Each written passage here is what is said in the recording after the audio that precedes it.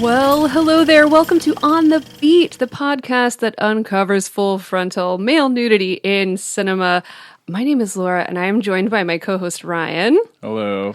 And also joined by our dear friend Josh. Hey, how's it going? Joyous Noel to you both. Same. En français. Because we are here. Merry holiday to you. Oh, thank you.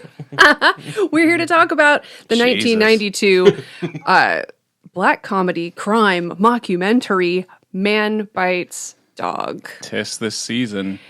What did you say the season was called, Ryan? Delve into Despair or something? Oh, it's no, it was Descend into Darkness. Descend into Darkness. Yeah. It's been a funny year. Like a lot of things have good have happened, but also we need to remind people that it can also get worse. So, If this film does anything, it absolutely shows us that things could be a lot worse. yeah, humankind is a travesty. It needs to be reset. I don't know. I think we're doing okay. Yeah. You think? Yeah, no notes, really. I mean, I can't think of anything. You can't think of anything terrible that's happened No, this that year? wouldn't change anything. Oh, All right. Yeah. That's good. Yeah. oh, that's nice. You know what? Maybe I should agree. Yeah, there we go. I don't know. I'll agree to disagree. And I wanted to bring you here, Josh, specifically because we didn't get to do this film on the podcast when you showed Man Bites Dog for Uncomfortable Brunch. Yeah. When was that? Was this year, wasn't it? It's... I can probably check. Yeah, I'm because sorry to be doing this in the middle of recording. But I also actually never- don't It was know. May 7th Well, I also Okay. never. of last year. Yeah, I was going to say, I thought it was Also- last year, but I was Oh like, my maybe it was gosh. early this year? One thing that I was trying to figure out in my research was why the English title of this film is Man Bites Dog when the original French title is C'est arrivé près de chez vous, which is It Happened Near Your Home. It happened near your home. Usually the English translated, or English title, not even translated, is usually the boring one. This is, we got a better title. It's shorter. It's more concise. I mean, the tagline of the film is "It happened in your neighborhood," which is basically the same thing. Sure. But the closest I got to figuring it out is it might refer to kind of that old adage, which is when a dog bites a man, that's not news. But when a man bites a dog, that's news. Oh, okay. Interesting. That's as close as I could get. Yeah. I went deep. I learned a lot. And that's the one thing I couldn't figure out. Okay. I've never heard that before. Yeah. That's She's really tearing into some of my Yeah. notes, though. That's like, really, that's like, that's Is that deep. what, did you write that down in your yeah, notes? because I wrote it's like it translates to it happened near your home. Right. Yeah, and then Well, I mean, that's obviously- not really too deep, Ryan. That's just French No, it's to very English. no. My notes are always surface level, but I always like to have a little bit of something just so it sounds like I actually did something. Okay. Yeah, I believe you did. I'll find out. Yeah, I've got some other notes. I specifically didn't write down things. We talked about it before Yeah. because I knew that you were going to bring them up. Well, no, it's fine because I'm going to crucify everyone's name once I come to actually say them. Well, So, that's not too hard. I can start. yeah. So the film stars and is directed by Remy Belvaux, Andre Bonzel, and Benoit Poelvoorde. And yeah, there you go. The boys. There you go. Best Friends Club. Yep. And the synopsis of this film that I pulled from Letterboxd is, it's long, tuck in. The activities of rampaging, indiscriminate serial killer Ben are recorded by a willingly complicit documentary team who eventually become his accomplices and active participants. Ben provides casual commentary on the nature of his work and arbitrary musings on topics of interest to him, such as music or conditions of low-income housing, and even goes so far as to introduce the documentary crew to his family, but their reckless indulgences soon get the better of them. Yeah. That seems kind of sweet. It's something that could definitely be truncated, and that's my particular view on that. I'm just one. thinking that, like, if my grandmother read that review, she may be interested in watching that movie. Yeah, absolutely. Yeah. And I think that's funny. I mean, even just the first part of the sentence, the first sentence. Yeah. So, It makes it... I mean, in fairness, though, as far as serial killer movies go, this is one of the more whimsical. yeah. It's got some Yeah. really great music, Yeah. especially when murders and are happening, people getting thrown off bridges. Yeah. Bodies. And it's just a fun movie in a way.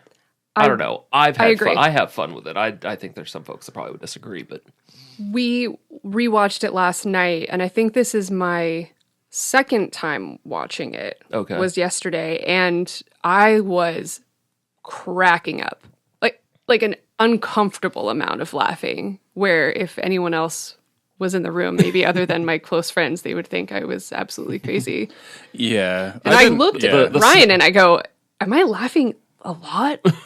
Am I laughing too much? He goes, yeah. Yeah, you were laughing. I don't know if Funny. Well, I don't know. Like, Man Bites Dog has to be something that I need to be in the mood for, and I genuinely wasn't in the mood for it last night. I really was. Like, I was like, I don't find any of this funny just now. Like, I was kind of just appalled, To me, and I don't know what was wrong with me. up until the Christmas part is where I can laugh and laugh and laugh. And then Yeah. after that, I'm like, ooh. It's technically all good up until the gang rape.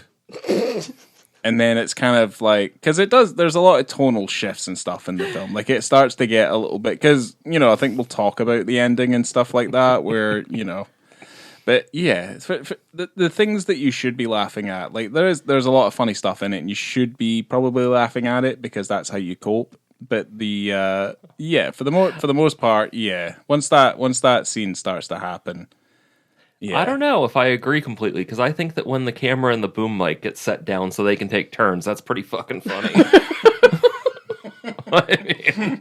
I don't know. Maybe it's not funny, but I certainly laugh. Yeah. Or when they all wake up and they are still there and their pants are down. Yeah. They just fell asleep. There's one way to deal with trauma. It's funny. Yeah. Actually, the entire reason that the original reason I ever saw this film was a blind buy. It was during a Criterion sale that Virgin Megastore was having at downtown Disney, Wow. which was still Pleasure Island at the time. Nice, yeah. And I was in film school, and me and my fellow students, we got our living expense check disbursement. And so we went to Virgin Megastore with our, we were 18, and I saw the cover, the black and white, except for the red pacifier and explosion of blood, Yeah. like he's shooting a baby in the face, and I thought that was the most awesome thing I'd ever seen in my life. And so I bought it without knowing what it was at all, and I definitely offended all of my friends. None of them thought that it was good. I liked it a lot. Were you upset that there was no baby killing? Upset is a stretch, Yeah. but noted. I Disappointed. did notice. I was disappointed.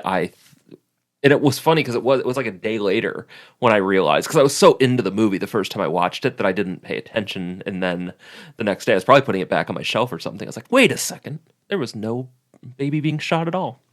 Just a suffocation of a child. Yeah, that's pretty Yeah. good. I like that. Yeah. That I'll was take what I pretty can funny. get, but That part was pretty funny, gotta say.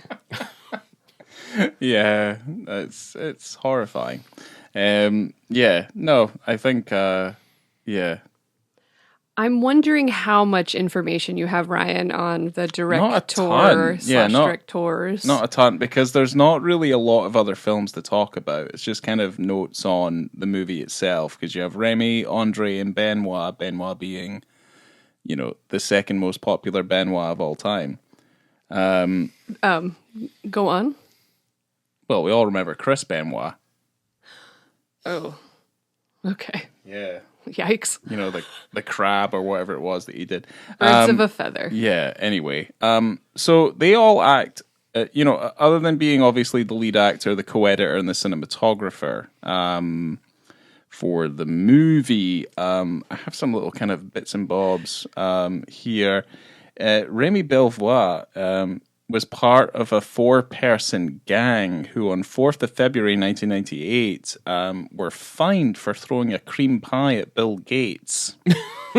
Yeah. Yeah. So good. But unfortunately, Remy died at 39 from suicide.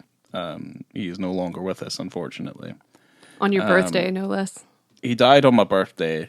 I mean, if you're going to go any day, that's probably a good day. When's your birthday, Ryan? 4th of September. Damn, I'm 39. I could have. Never mind. Oh, you could have pulled a Remy? Oh my god. Please no one do a Remy. Yeah, don't. Well, I can't now. Yeah, it's Not too on late. Ryan's birthday. No. Too late. Well, I mean, if you're desperate, bend the rules, do it at 40. That's true. But yeah. So. It's a weird word to use for suicide. Well, maybe it's an appropriate word. Yeah. Desperate. The film received the Andre. I think that's Caven's Award for Best Film from the Belgian Film Critics Association, and oh god, I'm gonna butcher this. Benoit Poelvoorde, is that what you said? I said Poelvoorde. Poelvoorde. Basically, I'll just say it the way it's spelled. Poelvoorde is the prominent European actor, active since 1983. So. A Man Bites Dog was also originally a low-budget kind of graduation project, so I think there's also a short film that was I guess the beginnings of this, and it just kind of it feels to me that they've added to it to make it more of a feature film from its original incarnation. So Yeah, these boys are best friends. yeah, well, yeah, Were. One of them. Yeah, they In were spirit. best friends. Yes, in spirit. Well, I mean, 2 of them are still alive, as far as I'm concerned, as far as I'm aware. But yeah, I don't want to step on your toes if you have more to say about. no, I don't. No, The I boys. Don't. No, you already butchered at least half of my notes from just your introduction alone. So Cool. yeah, so that's fine. I have more. Oh, great! You guys want to know so much more.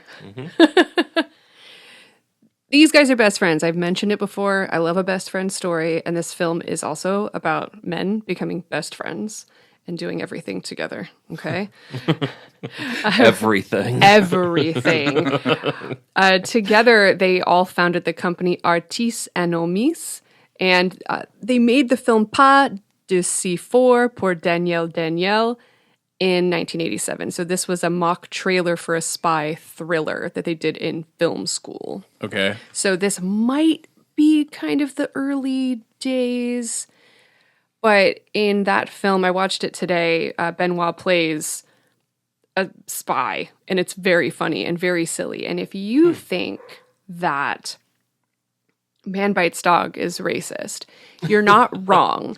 But when you watch, and it's basically no C4 for Daniel. That's what the title of that movie is. Okay. There's blackface. There's all sorts of horrible racist things in it that they think is very funny, but it's also the 80s. Is that make it better? I don't know. It doesn't, first of all, No. but yeah. I don't think so. I mean, Trading Places has blackface. It does, Also yeah. the 80s? There's Also also the there's 80s. also who's the actor who's the lead in The Hitcher, the young kid. He also has that blackface movie that he's also in. No, I don't know. Oh my Yeah. goodness. Slam Dunk, or no, I'm sorry. Ernest Goes to Africa has blackface. Oh my gosh. And that was 94. They should have known better. They always should have known better. I like that I almost got the wrong Ernest title. No, not Slam Dunk Ernest. That's with Kareem Abdul-Jabbar. This is totally different. Because I didn't know there was an Ernest Goes to Africa. I thought it was like Shaft Goes to Africa. I felt like you were kind of There's a Shaft Goes to Africa as well. Yeah, Shaft in Africa. You know, though, I mean, now I know that what double feature I need to produce. Oh my gosh, yeah. Shaft Goes to Africa and Ernest Goes to Africa. Two of the most important cultural figures of the man. 20th century. Yeah. Amazing. So these best friends were in film school. They needed to make a feature. They needed something that did not cost a lot of money. So this film kind of blossomed out of the idea of not having any money, which plays into the story. Yeah. And how Benoit, the killer, essentially becomes the producer of the film. Because they go, we don't Yeah. have any money. He goes, oh, don't worry, I have money. Yeah. It's such a weird concept though, because it's so self-incriminating. It's like like continuing on with this film, and I guess it's that infatuation with serial killers in general that I think it's kind of what kind of spurs it even more. But yeah, the self-incrimination of making a film about yourself, showing how you kill people and describing it is kind of amusing to me. Well, they had explained that the film is essentially about filmmaking. Yeah. that Ben could have been a door-to-door salesman for all intents and purposes, but they decided on serial killer, and they said it's a critique on media. Right. I mean, It seems like a stretch, but that's I fine. think they were kind of struggling with the fact that people were unsure of what to make of the film. And so they're like, Right. it's not just dumb. They go, we have brains. We know what we're doing. It's not just a joke. there's some stuff in it though. Like you can look at it as being like it's a microcosm, like it's a picture taken at the time of, I mean, it's set in Belgium, so for whatever economic reasoning or economic issues that were happening at the time, it's very much a snapshot of the zeitgeist of the time for that film, or at least it's trying its best to do that without me having any knowledge or understanding of that particular societal situation at the time. I guess I don't understand why there's this need, though, for filmmakers to justify their work like that. Yes. I mean, the flip side, another example of this, which is, I'm struggling to think of something that's better than this, but it's like the filmmakers for a Serbian film. As soon as they started getting attacked for what they made, they backpedaled and started saying, no, you just don't understand Serbian politics, the satire of this, blah, blah, blah. I know people that were at the premiere, and they said that those guys were on stage laughing about how they just wanted to make something offensive. And you know what? I think that there's value in that. Right. Like, does John Waters need to explain why, Gator, crackers blowing divine is like, it doesn't have any, importance, but it does. I mean, Right. that's weirdly, that scene has stuck around for 50 years. We're still talking about it, and that's good. So why can't they just say, well, whatever you think? Even, they don't have to say we don't have answers, even if they don't. Yeah. I agree. Just be a little David Lynch about things. Yeah. I just think that they're young boys, and That might be, they made a film, and they're suddenly at con, and it's scary, and everyone wants to talk to them about this film. And I don't mean them specifically. I just mean in Of course. general, this idea that artists need to justify their work. And I'm not really an artist, and there are times that I wish that, there are times in my work and film festival curation or whatever that I had a better understanding of filmmakers' motivations, but it's also part of the fun is to not. Right. I don't know. Yeah.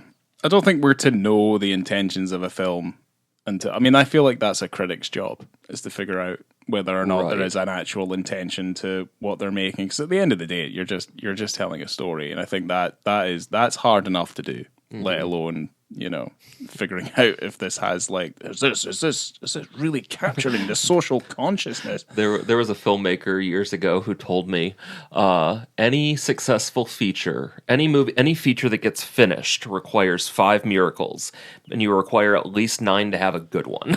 And so that's my favorite passive aggressive thing to write now is, wow, 5 miracles happen to make this movie happen.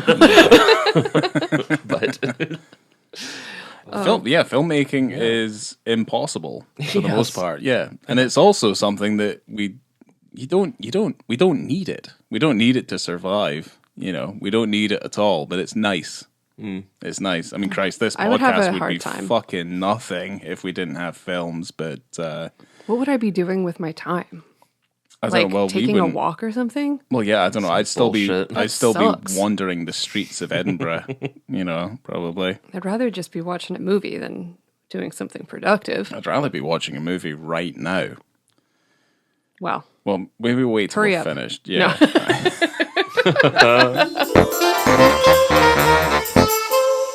In terms of how they wrote this film, so it's interesting because Remy wrote the beginning and the end. Okay, which I find strange because we all have questions about the end. Because the film does feel like it has a classic end, but then it keeps going. So it's interesting for Remy to say that he wrote the beginning and the end, and then he got the boys together, and then they filled in the middle. So it kind of takes away my idea that the end was an afterthought, or maybe a way to fill in time so they had a good feature length. oh yeah. Right. Yeah. I feel like, I mean, I think we're thinking the same thing where, like, the logical conclusion is that he gets arrested, and that's kind of like the rightful place where it should end. You know, it's kind of like in Cold Blood. You know, it's like you need to see them hang. But yeah, I think I don't know if I have any problems with the ending as it stands right now. I think I question the ending. But what is everyone else's interpretation of the ending? Because I think, isn't there a gangster or something that he mentions at some point who's like looking for him? Yeah. And then that's kind of what dispatches him, even though if it's not particularly clear. It's I feel like it's a relative of someone he killed that's after him, and it was a Right. gang. That's what I gathered, but I also don't have I don't know. I don't think it needs to be like particularly clear I mean, either. they died, They Right. did, so yeah. that's good. But it kind of also like I think maybe also the issue with it is that like that because the story feels like it has a logical ending, it's just kind of extending out something for time's sake so that it has a relatively other, sort of logical ending, which sees everybody die, which I kind of see as like the first time I've made a film sort of tropey ending is that it's easier if you just kill everybody off at the end because that's the end of your movie. But yeah, I think, I feel like there's a slightly more logical end to the film that I just don't think we actually get. And you're kind of left feeling a little bit, tonally subdued by like what's going on. You're never going to feel good no matter when the movie ends. No, You're never going to feel satisfied or happy. probably not. It doesn't bother me too much, but it No. does feel a little kind of, oh, okay. I mean, the thing I do like about it, because there's that his friend Valerie, like when he finds her, and she's got, unfortunately they've put the flute inside her, and he like removes it and he cleans it. I do find it funny when he goes to like his family's shop, and it's like they put the broom in my mother. Like that to me makes me like I thought that was kind of funny. Like that's a nice touch, but yeah, it's like to me it feels like it's a little Lord of the Ringsy. It has too many endings. Too many endings. I hate on. when people say that about Lord of the Rings. Well, it does. It has too many fucking Doesn't endings. it ends when it ends? I know. Well, There's no extra endings. He doesn't know how to use. There's a the fade lot to of black. characters. Yeah, You okay, really have to whatever. wrap up all the different themes. Yeah, it's like, oh god, all right. Frodo. I mean, I wouldn't Yeah. know. I'm always asleep by the time you get to that point. You guys need to shut your damn mouths. It's like, oh, Frodo's going on a boat. It's like, oh, great, cool. How many years Can we has it just been since watch- we Are you fucking finished this? joking? Can we just watch Meet the Feebles instead? Can we just put on Dead Alive? Or Bad Taste? Like, yeah. I mean, those are also great movies. Frighteners? fucking Like, Heavenly Creatures is fucking man, really I'll take cool. Lovely Bones, frankly. At least that's only 2 hours. I've never seen Lovely Bones. It's not good, no. It's not very good. Lovely Bones is not very good. It's got Marky Mark in it. Is that I know that, yeah. Yeah, And it he's got does. that fucking haircut. Holy shit. Yeah, Well. no, you know I like Lord of the Rings. Don't worry. It's okay. Thank you. Yeah, it's fine. I'm going to rein you guys in for a second. I have more things to say. Let me talk. Is it that midgets are heavier because they're denser? How much weight do you need to weigh down an elderly person? Well, it's like, well, no, it's twice, isn't it? It's twice their weight It's twice their weight. because Their bones aren't as dense. they're Yeah. porous. Yes, porous, that's the word, yeah. I have things to say about the family. So we'll go back to this, but not everyone was let in on the nature of the movie itself until partway through the production. Okay. So Benoit's family, like his mom, grandmother, and grandfather all play his mom, grandma, and grandfather. Yeah. But they were told that this was a documentary on Benoit and not a faux documentary about him playing a serial killer. And his mom didn't figure out what was going on until she had to go meet him in jail. I mean, that's actually, it's clever. It's great. Yeah, that's a really good way to get non-actors to act. Yeah. Yeah. I mean, Yeah. Because you only need the one take of that and you're done. You're like, all right, there you go. That's the arbitrary, let's meet the killer's family moment. And then that's it, really. And that's something you can just revisit. Easy peasy. Absolutely. Yeah. Okay. That was all. That was Excellent. all. We can. Another thing about Lord of the Rings. I'll talk about Lord of the Rings forever and ever. I love that bit in Clerks too, and it's just like even the trees fucking walk in those movies. Yeah. It's really funny. That part is funny because he says, I made a nerd throw up because I made fun of Lord of the Rings so much. There's only one return, and it's of the Jedi. Yeah, it's pretty funny. Yeah, it's a shame it all went downhill for Smith at that point, though. Yeah, that really was his last good movie, it. huh? Yeah, that was it. And we didn't know. God. We just didn't know. Yeah. Didn't know how good we know. had And it. we were kind of happy to have it, too, because he was kind of slumming it there around that time. Yeah. Jersey Girl had been made. So. And he was kind of right. And that Jersey Girl isn't that bad. I think Jersey Girl is fine. It is... I think that it got the same bad rap that Gigli did. It is a slightly below average... Yeah. whatever of a movie. Ben Affleck calls his kid in that a little shit. Yeah. And like blames her for the death of the mother. And I thought that scene's actually very good. I mean, I think that scene's very good. Isn't there a production of Sweeney Todd in that movie? Is that what it Yes, is? they do a school I have not production seen of it Sweeney since Todd. theaters. Yeah, Wow. Yeah. I just remember George Carlin also being pretty good in it. He plays the father, and he's actually excellent. That movie, like I mean, the rest of his style, like right, okay, whatever, but that fucking movie is actually not too bad whatsoever. Man, I wish I had Dick in it so we could do an episode on it now. I know. Alas. Well, I think a lot of these have the same kind of retrospect feeling where they do so many more shit films that the ones they did earlier that you thought were shit just seem a lot better in comparison. I never thought Jersey Girl was like total shit though. I never thought about it, and I never really thought about Gigli either. Yeah. It's kind of like the Phantom Menace as well. I was where working at a movie theater when both Gigli and Jersey Girl came out, so you just couldn't escape it. Right. Yeah. The only people going to those movies were doing it because they heard how bad they were. It was really weird. And none of us understood. I remember, like, we were a bunch of teenagers, you know? Oldest was 21 of us, maybe. And we're like, Gigli's not that bad. Like, it's just weird. Like, to have vitriol for this movie that's just bad. Like, it's fine. Like, whatever. And it really has that great scene, the whole gobble gobble scene, which is awful. Well, I know what we're watching later. Yeah, you'll like it. Double feature. Yeah, we can. Yeah. Excellent. Wow. Now let's get back on the subject. Are we just trying to avoid like how fucked up this is? Are we talking about? I mean, we're doing our utmost best not to really talk about the movie too much because it's kind of just you say like it's a faux documentary of a crew following a man who's a serial killer. I'm just like, to me, like it's flabbergasting, like how much they get away with and how, like the very concept of it is just intriguing and interesting. And you're like, how far can this go? And they take it like to the limit pretty much. And I mean, every single particular thing that you might find offensive, because it's like it's incredibly sexist, it's incredibly racist, it's very violent, it's very cruel, it's mean spirited, but it has this kind of comedy edge to it because it's the blackest of black comedies, like so incredibly dark.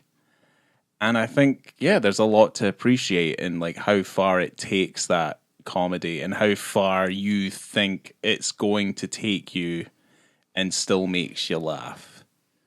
Yes. And I think it's because the thing, like for me, like the turning point in the film is, you know, it very much kind of, it runs on a track, which is ironic enough because it starts on a train, but it runs on a track. And probably for me, like when the film really takes a turn is when he pretends to be that news crew and they go into that old woman's house and he screams in her face with the gun. Yeah, the whole, you want to be snuffed out. Yeah. And she has a heart attack. Yeah. And she's like desperate for help. And he's just like, did you see what I did there? I saw that she was taking these pills. So she's got heart problems. So This just means I didn't have to waste a bullet on her. Yeah. I'm like, I love that. I'm That like, is all right, here horrible we go. and hilarious. But just the Yes. way he's sitting next to her body and she's shaking. He's like, oh, she'll be gone soon. And he's just kind of explaining the process in such a matter-of-fact way to just really kind of give the crew an idea of how his job is done. Yeah. And then he shows them how to find all the money, because the point of going to these older people's houses is because he believes that older people always have money and poor people are paupers. Yeah. And they have no money. Poor people are always poor, or young people are always poor, sorry. And he finds all the money around the house, and he was correct, and he shares it with everyone. Is that where they go to, this leads in wonderfully to the penis scene, actually. Yeah. Because he wants to take everyone out for a nice dinner of mussels and wine by the sea. Because they do this thing like just after that where he's like, I feel so good, we're gonna drive for 2 hours to the coast and we're gonna go get some mussels and we're gonna go to this nice restaurant, we're gonna drink wine and we're gonna do this, and the crew are apprehensive.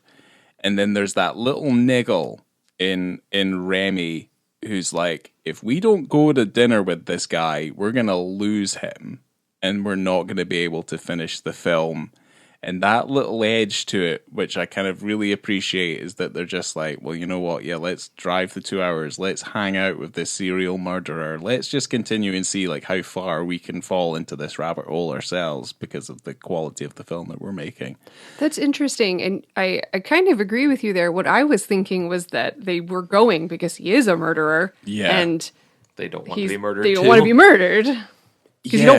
you don't want to piss off a murderer. But I never felt that at any point they were like, oh, we're in danger. Yeah, that's the That's only reason true. I would say that I think Right. I think Ryan has it a little bit better on that one, just Yeah. because there is never a moment where they feel unsafe. No. No, you're right.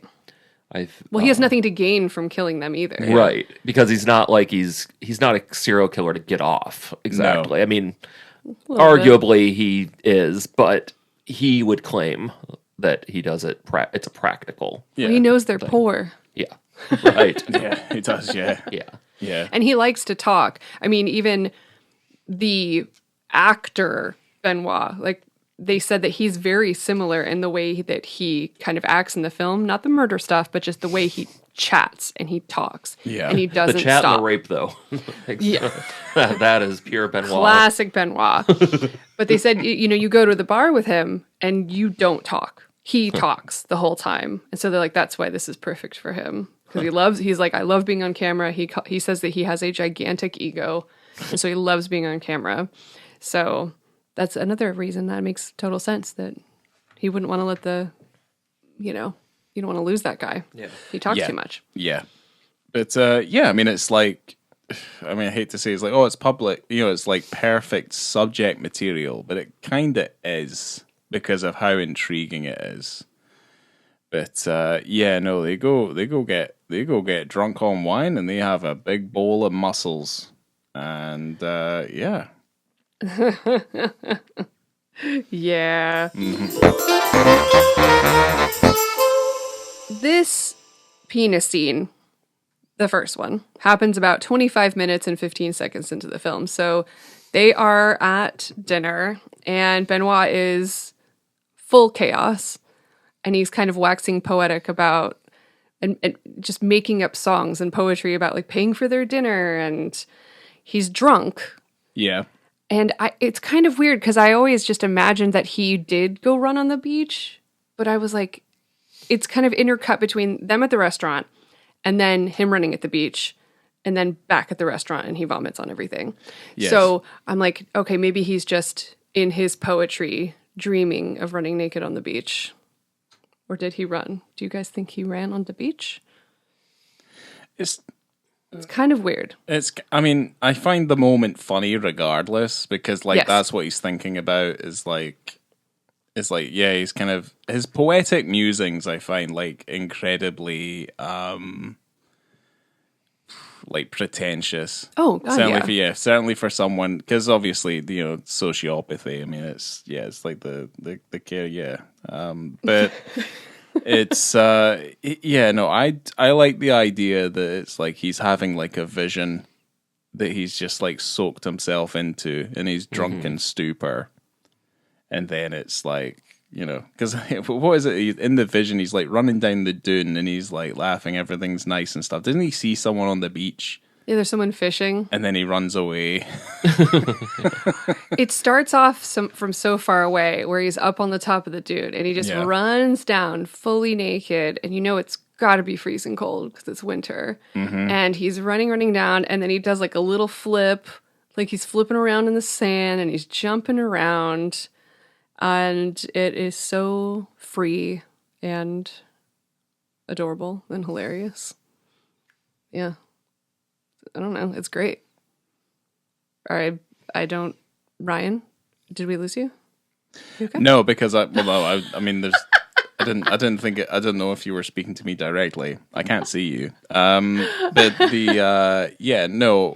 mean, immediately when it gets to that and he's vomiting and stuff like that, it to me, I feel like it's a vision of whatever's going on in his head. I don't think it actually happens. Yeah. Yeah, I guess it couldn't because when they're back at the restaurant and he vomits on the food, because he said, didn't the waiter say something about not being a good idea to have all the mussels? And he tells the poor waiter to like fix his face instead and bring him the mussels because he has acne. Yeah, he's got plukes all over his face. Poor boy. Yeah, that's a shame. And then he eats all the mussels and vomits everywhere. And then when they are riding in the car home, he's just covered in sick all over down his shirt. We've all been there. Yeah, we have. Yeah, we've all been there. Except I wasn't in a car. I was on a bus. Ooh. Yeah, and I'd fall. Yeah, I fell on a glass and I'd cut my hand open. Oh my god! Sucks. Yeah, Maybe we haven't all been there. yeah. I mean, I'm sure I've been in some version of that. Yeah. Don't single me out. That's not fair. I just wouldn't remember it. Yeah. Unrelated, there was one time that I came home so blackout drunk, couldn't get my key to work. Roommate opened the door. I'm real glad I was wearing a hat because I fell face first and the bill of the hat hit the ground. It would have been bad. Ooh, that was like 15 years ago. Jesus Christ. Not my finest moment. Fuck. Well, you still have your teeth. Yeah. Thank you for my hat. That night where I leant on the glass with my hand and I broke it and it all went into my hand, that was the night where I went to my friend's house. I remember going into the living room and his flatmates were there and I was like, hi, and I fell immediately straight down right in between where the coffee table and the carpet and stuff was and started like convulsing. Oh my God. Wow, how fun. Yeah, we had a good time. Man. That was a good time. That was the snake bite night. I remember that. Jeez. Oh, yeah. And I vomited on a girl's hand. Good God. Yeah. I don't think I've ever thrown up on a person. I mean, it's a trip. Yeah. That's what it is, yeah. If I only did, consensually is what I mean. I don't remember. I've thrown up on a lot of items in a lot of different places. Maybe not on a person. I was never much of a vomiter. Me either, but when it happens, it sure does happen. Yeah. It really does. Yeah. Does happen. Speaking of vomit, I want to talk about the Christmas scene because it's at what's her name? The bartender Malou at her bar and where they make the Petit Gregories. Yeah, we can't really do the entire episode without talking about the Petit Gregories. Now, whether or not we do this or not, I have some ideas, but maybe you and me are gonna. I'm curious as to how long it would take for one of those sugar cubes to melt in a gin and tonic. We have to do it. I think we have to Dead baby do boy? it. Yeah. Yeah. What is it again? Is it gin and soda? Okay. It's like a gin and tonic. I have it all written down. Okay. Yeah. So I can't remember. It says vodka and tonic in my notes, so I don't know. it's That might be incorrect. a tier of gin, a river of tonic, and then the olive tied around the sugar cube. So it is a gin and tonic. Okay. Yeah. So I think also the string is going to be a vital factor, like what kind of thickness of string you use. Because like we could use thread, which would also work. It needs to be thick enough to where you don't eat it and it doesn't disappear. I would use dental floss. Yeah, well, I guess if it was plain, Yeah. Okay. Yeah. Because, I mean, I don't know about drinking it after, because I don't like gin and tonics anyway. I'm just curious as to, like, the time frame. I'm certainly not going to eat the olive either, probably. It's just I going to want to do all of it. It's just Yeah. an I've never had it. experiment. All right, well, look, I mean, you can come back and you can drink mine if you wanted to. But, yes. Why didn't we serve these at Uncomfortable Brunch? I I'm an don't idiot. know. Because when you showed it, I remember turning to you and I go, we need to make these. Yeah, right. Right away. But now I'm feeling a little bit weird about it. We might do it anyway, but I feel weird about it because it is based on a true unsolved murder of a child. Whatever. We've all had Irish car bombs. Oh, that's fair. That's very true. So in the English captions of the film, Benoit calls the drink a dead baby boy. And he says dead baby boy maybe 15 times throughout this. But in French, he's actually saying le petit Gregory. So, and he says just le petit Gregory. He doesn't say dead baby boy. Yeah. Because it is based on a murder of a young boy. He was 4 years old. His name was Gregory Villemont. Yeah. He was abducted and murdered. I'm telling you the story, okay? So it was 5 o'clock when his mother called the police. He was outside, and then he was just gone. At 5:30 p.m., what was it? Delve into Despair? Well, yeah. I keep forgetting what we call it. No, it's a Descend into Darkness. Okay. Delve into Despair. I mean, it's both good. Either way, it works. Yeah, it works. Yeah. So only 30 minutes after Gregory's mother had called the police, Gregory's uncle, Michel, called the mom and informed the family that he had just been told by an anonymous caller that the boy had been taken and thrown into the river Valone. Okay, so this is why this is the drink, is because that poor... I mean, if you look up, there's a documentary on Netflix about this child. Yeah. He is the most rosy-cheeked, beautiful cherub of a 4-year-old child you've ever seen in your life. When did this happen? Do you know? I don't, but I can find out. I think it's the 80s. Happened in the 80s, I think. Okay. So I did a wee I was going to say he's well. probably dead now anyway. Would have been dead now anyway, but probably not. Though. No. He's on rage. No, he would have been. Yeah. I mean, it was like maybe 87. 84. Right, there you go. 84. October 16th, 1984. So really, yeah, he was born in the 80s. He'd only be 4 years older than... I mean, how do you know that kid wouldn't have grown up to be Hitler? Maybe it was a good thing that kid got thrown in the river. It's just so wild that... No. I love the willful ignorance of what he just said there. It's just like, nah, I'm not even going to engage with it. Thank you. Yeah. It's that there's all these conspiracies that the family had something to do with it, or someone had some secret that they were bribing the family or blackmailing the family, but no one knows. But the problem is the 4-year-old that, had the answers to the secret, and he was going to go to the process. But it's weird that they just immediately tossed that boy into the river. It was only 4 hours later that they found him in the river after he disappeared. Like, it was boom, boom. So if you want to figure out how fast that little boy rises to the river, they didn't put enough weight on him. Yeah. That's so not fucked enough up. sugar cubes. Not enough No, sugar cubes. not enough But yeah, sugar. he was just tied up, hands and feet, tossed in, and he floated up. Yeah. And it gave us Hence the pause. drink. Yeah, it gave us pause for thought about making a video about it and like calling it like a party. I mean, And we thought we'd make it a little somber by making it like black and white and stuff. that's so much more fucked up. Just like the film, you know? Yeah, just, I know. I yeah. get what you're doing. And just like that's light so it. much more upsetting. Like light it somehow. I feel like it'd be a missed opportunity. No, I think it's great. I love it. I absolutely want to be here for this, but it's abhorrent in every way. Yeah. Yeah, how can we do that without everyone hating us? Oh no, it's fine. We It's could fine?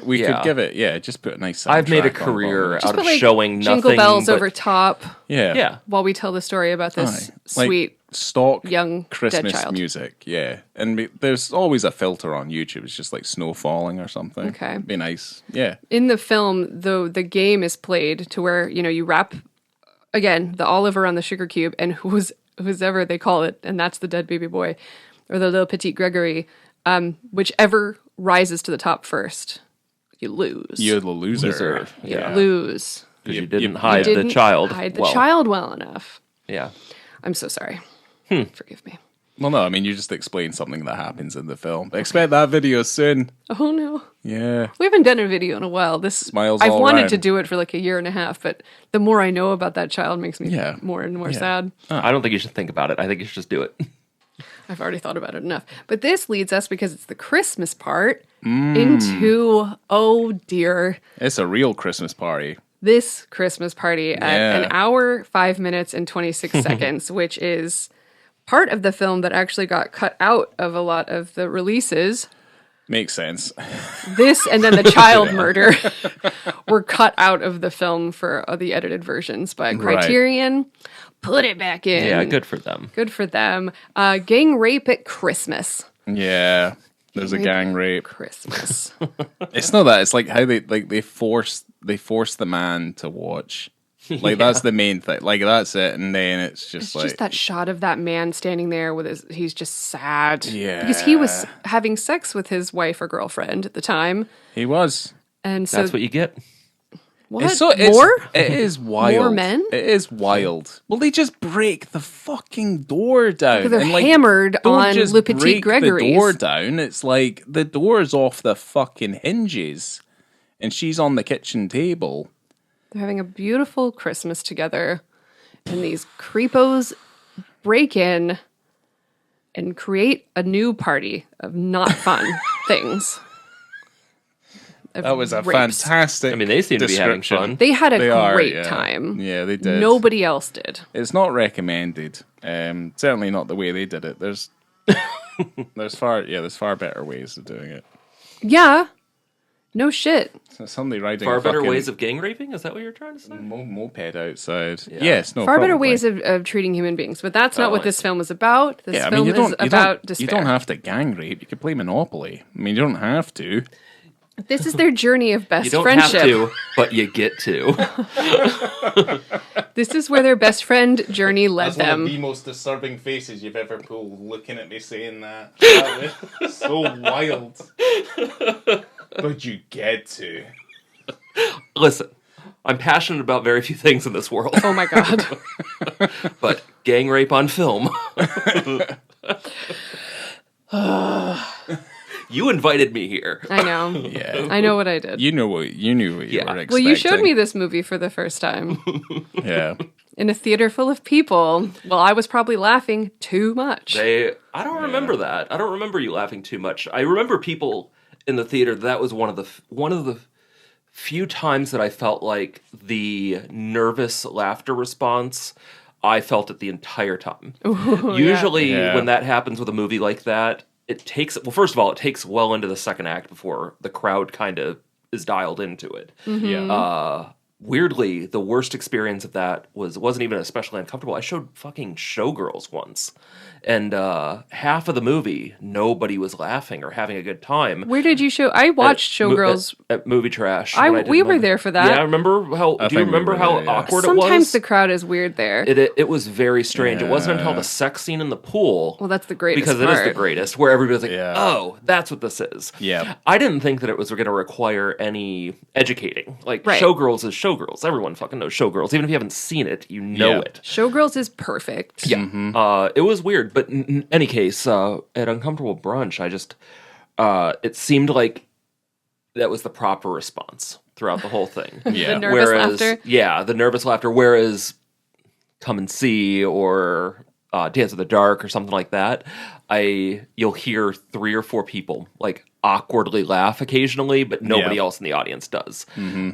This was, I don't know, this was like going to a Will Ferrell movie on opening night. It wasn't quite like that, but it was, people were laughing.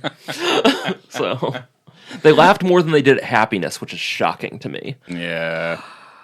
Yeah. People were more uncomfortable in Happiness than they were at this. I was very nervous about watching that again, but I actually loved it so much. I laughed a lot during Antichrist when you showed that. Yeah. I can't handle Yeah. how funny that movie is. It's like the child falling out the window. Well, when they're porking, it's so good.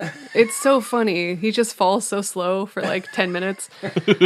I don't know what you're laughing about, Ryan. I'd be very upset if my wife said that Antichrist was funny. I would be very concerned. I'm not. I am a keeper. You guys got a millstone around here? I'd look out. Old pair of shears. Okay, so we were talking about Christmas, gang rape, best friends. That should be like the tagline for this episode. Yeah. The only, we already kind of talked about the end of the film, but one of my favorite parts of the movie kind of comes after this is where they all go to dump bodies and they go to the quarry and it's all dried up and they're just bodies and skulls, bones and wrapped up humans in the quarry. And he makes the crew go in and try and like dig them out. Yeah. And he's yelling at them from above the bridge. Yeah. Yeah. I love that part so much. It's very funny. That's the only part that I really, really laugh at. After I thought you were going to whole come in gang rape. with a note where it was just like, I know how that was done. Because Well, I mean, it seems pretty easy. Put Does some it? dummies down there and Oh, okay, I guess so. just put the boys down there and dig them up. Yeah. Yeah, great. Do you want to hear about some accolades? Yes. There's a lot, but I just kind of wrote down it. At Cannes in 1992, it won Award of the Youth and the International Critics Prize. And then in 2002, my bad, is when it was added to the Criterion Collection. Cool. So, yeah. Yeah. I have a few other extra little tidbits that I want to tell you about before we wrap this bad boy up. Okay. And then you can add anything, but only after I'm done. So the film's budget was basically just comprised of what they had in their pockets and what people were willing to give them. So the total budget was about 33,000 American dollars. Okay. Because they Probably would, just went out of film stock. Yeah. yeah, they would film and then they would run out of money, take a couple weeks. You know, it took a long time for them to make the film. And at Cannes, Quentin Tarantino was there. Okay. And he said he went to course the he very was. first screening. This would in the same year that he had Reservoir Dogs at Cannes, right? Yeah, that was one of the films that was also like banned in Right. in several countries at the same time Yeah. of Man Bites Dog. And Bad Lieutenant was the same year as well. Oh, Okay. wow. I think they were all banned in like the UK And for a while. Reservoir Dogs is the tamest one. Oh yeah. Yeah, by far. Yeah. Oh my gosh. By a country mile.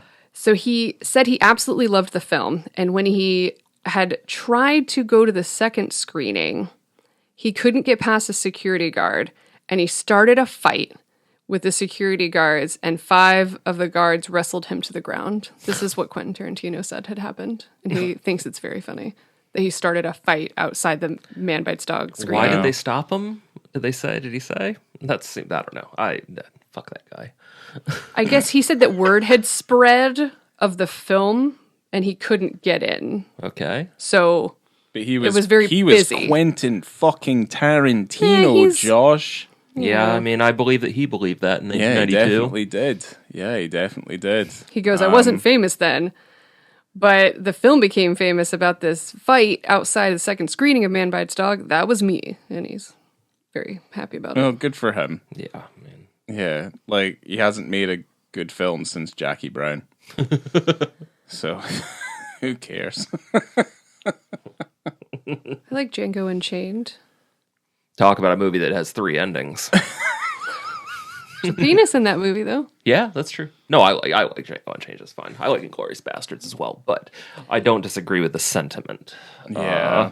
Yes. Because, fuck that guy. I don't Yeah. know. It's just a dick. Yes. My bad. Does anyone else have anything to add before we get into our ratings? No, I covered I everything. don't think so. Yeah. As I our covered guest, everything. Josh, would you like to go first with your visibility and context rating? 0 to 5?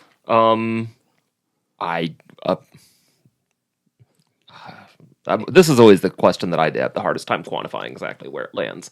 Probably a 4.5, because it certainly lends itself to what we're watching.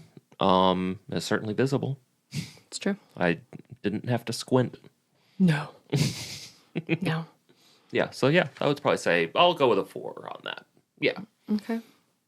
Why don't you just tell me your film rating overall? Just okay, film rating for the sake of overall ease. has been that's a 4.5 is what I put on Letterboxd. I'll stick with that. Nice. I don't know, something I've watched it a lot over the years. Well, not a lot, probably, because I've probably seen it 6 times in the last 20 years. Mm-hmm. And it has just gotten better for me. Right. The satire of it. And I know we talked about this, like the specific satire of whatever. I don't mean that. I mean, tonally, it is such a unique film compared to a lot of other movies that have done what that tries to do. Right. And there's other movies that have done that successfully. And, I certainly think of, Chuck Palahniuk books or, I don't know, anything that's violent, that's kind of gay. And there's nothing specifically homosexual about this movie, but it's kind of gay. Of course. So, yeah, I don't know. I just, every time I revisit it, I think, man, these kids really had an interesting idea.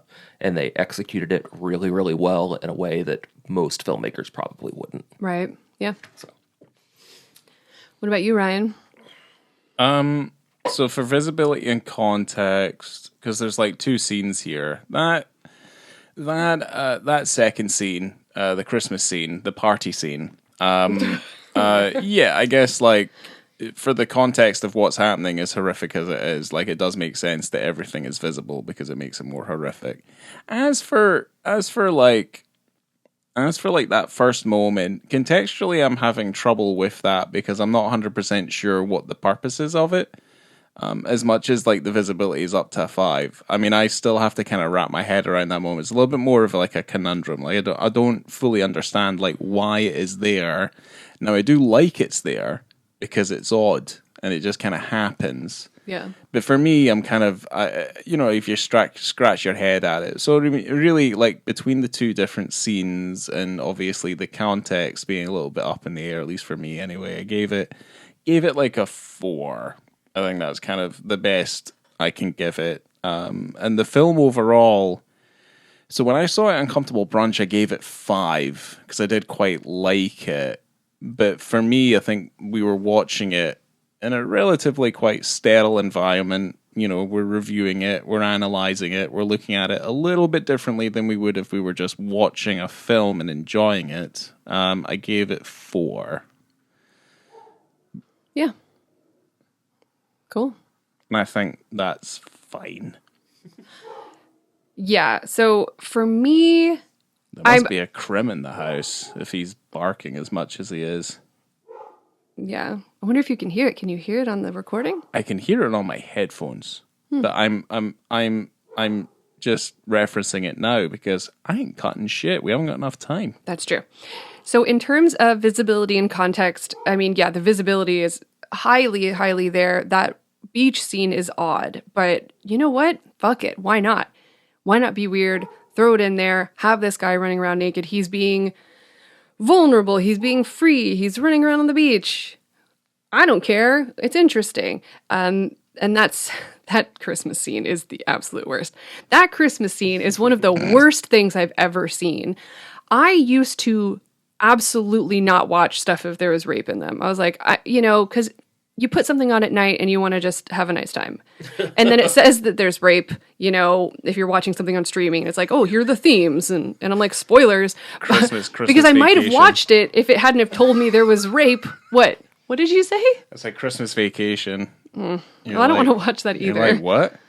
But I don't know. That contextually, that Christmas scene makes complete sense. It is horrible. It's absolutely horrible. So I'm going to give it 4 because the context on the first one's a little weird, but the context on the other one is stellar. But it's nice having penises in a movie where there are boobs. There's quite a bit of boobs. But it's not like you even think about it. Yeah, Nothing is. I wouldn't say it's. I mean, it's. But it is very sexual, but it is not sexy. Yeah, it's not. It's the least sexy thing, which is one of my favorite things about having a wiener in a movie is where you're like, oh, I am not aroused. It's because it's assault. Exactly. And the film, I gave a 4. I gave it a 4 when I first saw it. It gets a 4 now. I really, really, really, really like this movie, despite how much I hate gang rape, as people do. It is disgusting. You like this movie just a little bit more than you hate gang rape. I get it. I'm glad that she had to make that distinction, though, where it's like, even with the gang rape, I still like it. I still really like it. Well, I'm noticing that about myself. I don't know what's happening. Uh-oh. No, like, you're digging really a hole that this. people can interpret different ways, I think. Well, yeah. I think that I'm just opening themes and giving other movies a chance that I normally wouldn't give a chance to. Again, you're continuing to interpret things differently. What is that film that I watched? Dogville, I watched recently. Yeah. And I didn't want to watch that for a really, really long time. Just wait till you watch Manderley. I'll watch Manderley. You're not going to have fun. But I didn't have fun with Dogville, but then I did have fun with Dogville. So there's that. No spoilers, but It was great. Anyway, that's it. Gang rape aside, I really like this movie. All right. Okay. Good. Wow. What a Christmas treat. Christmas treat we've had. Christmas treat. Christmas tree of despair. Welcome to this somber time. Last Christmas episode I was on was when I was here with Katie and Ty and Renee, and it was insane. Yeah, this is a much smaller Christmas party because we didn't schedule very well. It's a lot more subdued. But yeah, that's how I want Christmas parties to be. You know what? And you know why this is? It's not even scheduling. It's because no one wanted to watch it. Oh, really? That's funny. Everyone was invited. It was either a scheduling thing or they go, you know what? I don't think I want to watch that just now. Yeah. And I don't blame them. But I do want to watch it, and it's great. I don't care. So yeah, that's it. Fun. Holiday episode in the books. Thank you both for being here. Josh, thank you for showing this movie to me in the first place. What a treasure and what a treat. And coming to you from Malou's Bar, I have been Laura. I'm Ryan. Have yourself a good New Year. Oh, wow. And I'm Josh. Merry holiday. Yeah. Merry holiday. Mm-hmm. And yeah, I don't know what to say. Watch something else now, everyone. Yeah. Go watch Mandalay. Go to bed.